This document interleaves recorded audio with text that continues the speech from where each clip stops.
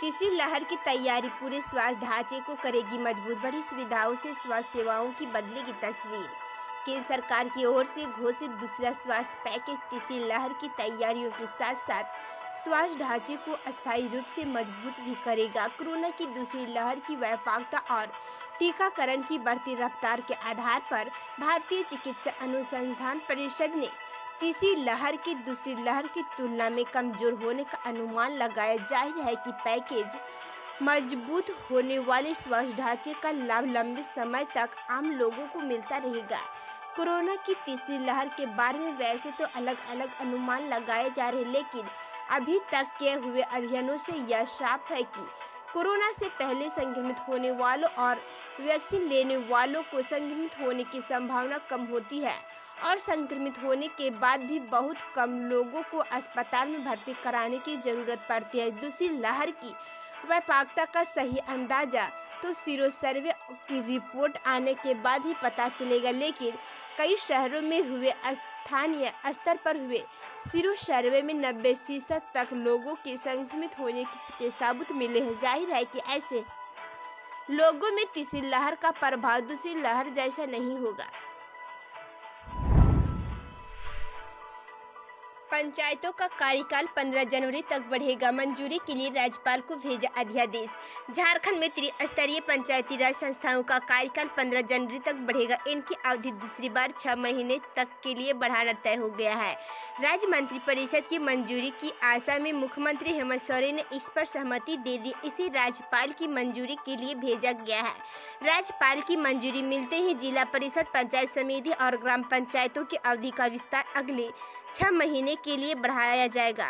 झारखंड पंचायती राज अधिनियम में हुए संशोधन पर बाद में राज्य मंत्रिपरिषद से सहमति ली जाएगी। पहली बार कार्यकाल में हुए 6 महीने के विस्तार के बाद 15 जुलाई को पंचायती राज संस्थाओं का कार्यकाल समाप्त हो रहा है। ज्ञात हो कि पिछला ग्राम पंचायत चुनाव 2015 में हुआ था।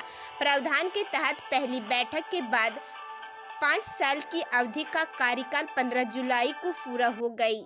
इस दौरान कोरोना काल के कारण चुनाव संपन्न नहीं कराया जा सका। राज्य सरकार ने मुखियों को ग्राम प्रधान का पदनाम देकर 15 जुलाई तक 6 महीने का कार्यकाल बढ़ा दिया। कोरोना की दूसरी लहर आने के कारण कार्यकाल विस्तार की अवधि में भी चुनाव संपन्न नहीं कराया जा सका। इसके लिए कार्यकाल का विस्तार दूसरी बार 6 महीने के लिए बढ़ाने का नौबत आई है।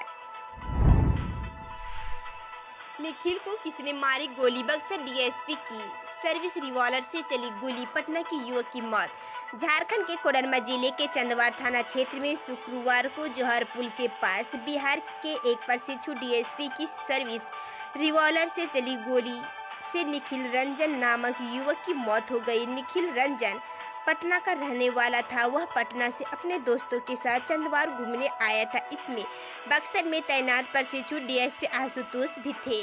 प्रशिक्षु डीएसपी रोहतास के रहने वाले बताए जा रहे। कोडरमा के एसपी डॉक्टर एहतेशाम वाकरीब ने बताया कि गोली चली है और एक की मौत भी हुई। मामले की पुलिस जांच कर रही है। सूचना के बाद मृतक निखिल के परिजन कोडरमा पहुंच रहे हैं। बताया जा रहा है कि निखिल रंजन अपने 3 दोस्तों के साथ तिलैया डैम घूमने आया था। नहाने के क्रम में सेल्फी लेते समय गोली चली जो निखिल को जा लगी। घायल अवस्था में उसे सदर हॉस्पिटल लाया गया, जहां उनकी मौत हो गई। शव को कोडरमा थाने में रखा गया है।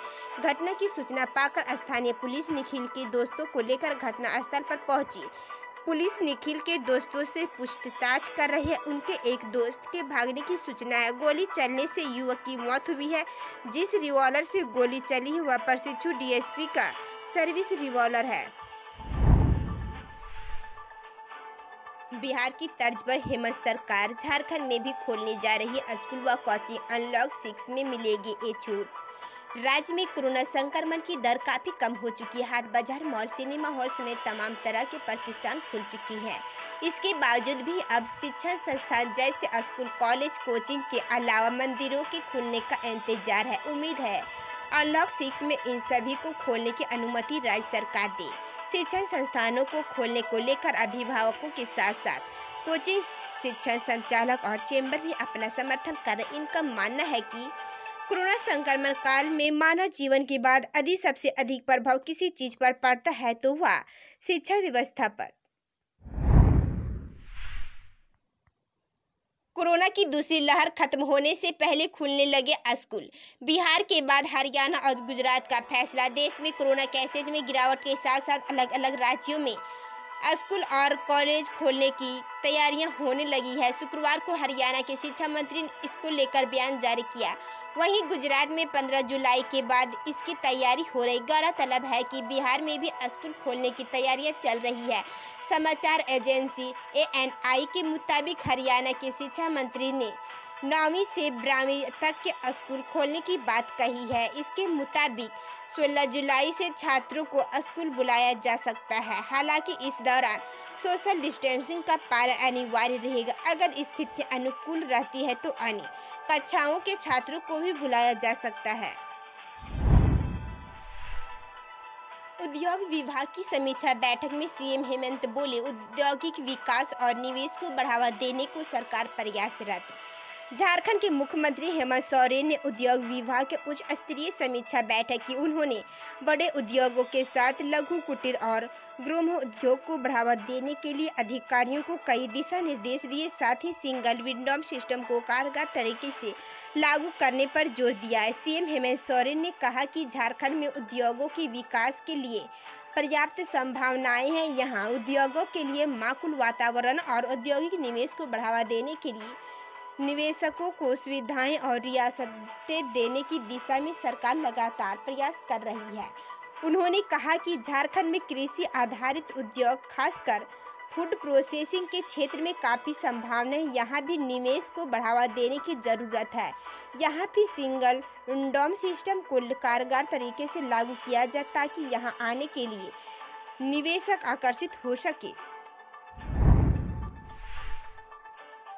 कमांडिंग मोड में कृषि विभाग। झारखंड के किसानों को जल्द मिलेगा KCC और सॉइल हेल्थ कार्ड। झारखंड के कृषि, पशुपालन एवं सहकारिता मंत्री बादल पत्रलेख ने राज्य के किसानों को संपन्न बनाने पर जोर दिया। हेमंत सोरेन सरकार की कोशिश है कि राज्य के 24 लाख किसानों को स्थिति सुदृढ़ हो। नेपाल हाउस स्थित NIC में आयोजित उच्च स्तरीय कार्यशाला में उन्होंने कहा कि रिकॉर्ड कृषि उत्पादन की दिशा में राज्य सरकार तेजी से काम कर रही है। किसानों को समय पर बीज उपलब्ध कराने व यूरिया की समयबद्ध सप्लाई के लिए कृषि विभाग ने पूर्व से तैयारी कर रखी थी। अब उसे अमलीजामा पहनाया जा रहा है।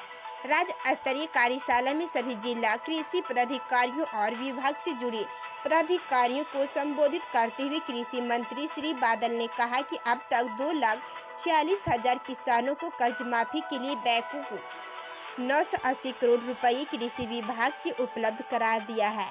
मुख्यमंत्री हेमंत सोरेन के नेतृत्व में कृषि विभाग इस बार पूरी तरह से कमांडिंग मोड में है। उम्मीद है कि 5 साल से इस कार्यकाल में सरकार राज्य के 24 लाख किसानों को आर्थिक रूप से सुदृढ़ बनाने में सफलता हासिल करेगी।